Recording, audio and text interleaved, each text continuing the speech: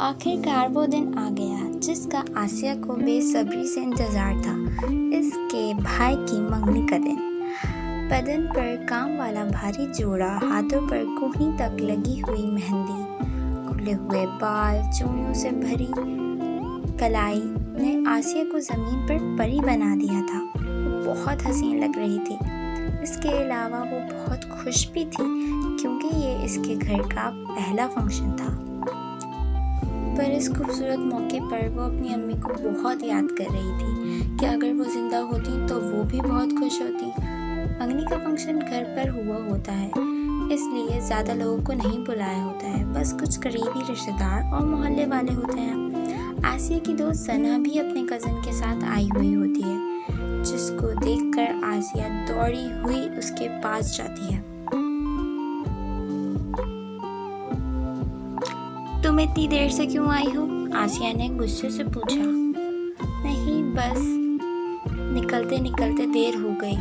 तुम ये बताओ, अभी मंगनी का फंक्शन शुरू तो नहीं हुआ? सना ने पूछा। नहीं, बस होने ही वाला था, आसिया ने नाराजगी दिखाते हुए कहा।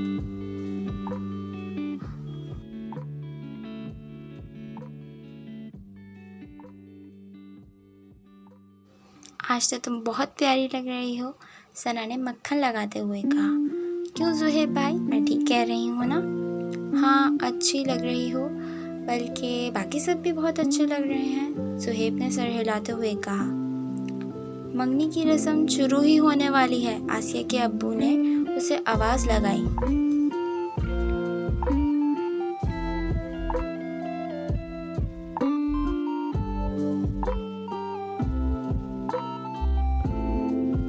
आसिया सना को लेकर स्टेज की तरफ भागती हुई गई। मंगनी की रस्म का आगाज जैन ने जोहा के हाथ में खूबसूरत और कीमती अंगूठी पहना कर किया। मंगनी की रस्म के बाद सबने तालियों से मुबारकबाद दी।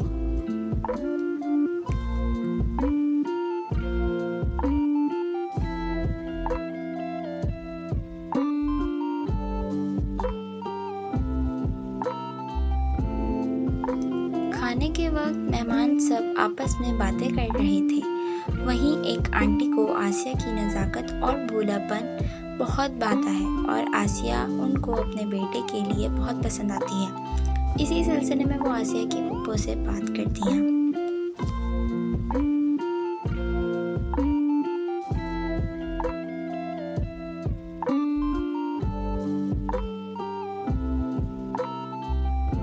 और कहती हैं कि ये लड़की अमजद साहब की छोटी बेटी है ना, मुझे ये अपने बेटे के लिए बहुत अच्छी लगी है। मेरे बेटे के साथ इसकी जोड़ी खूब जचेगी, एकदम चांद सूरज की जोड़ी लगेगी। हाँ, ये भाई साहब की छोटी बेटी है।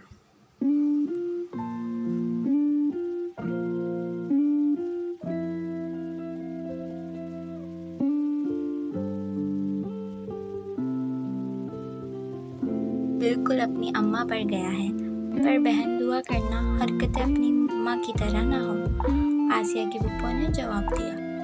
क्यों, इसकी माँ की हरकतें ठीक नहीं थी क्या? आंटी ने तजस्सुस से पूछा।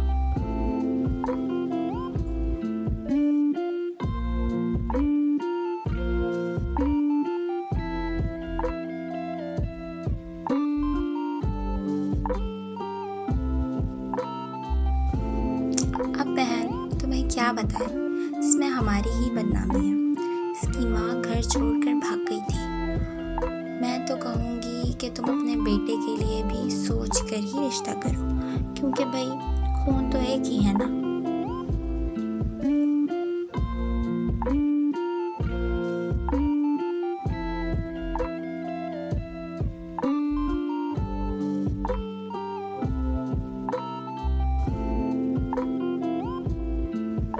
क्या कह रही हो? क्या सच में? मुझे तो बताया गया था कि उनका इंतकाल हो गया है। हाँ, सबको यही बताना पड़ा था, बदनामी के डर से। पास ही से आसिया गुजर रही होती है और वो इत्तेफाकन तमाम गुफ्तगू सुन लेती है, जिसे सुनकर उसे बहुत दुख होता है।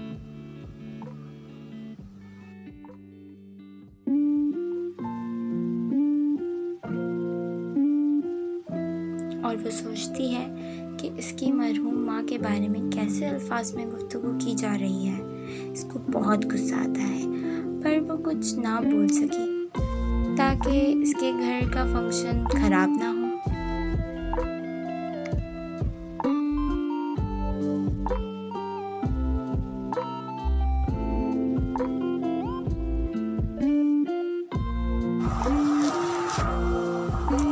पर अब इसके दिल में एक ही ख्याल था कि अब भी इसकी माँ जिंदा है या नहीं। क्या वो बातें सच हैं जो इसकी अम्मा के बारे में बोली गई हैं?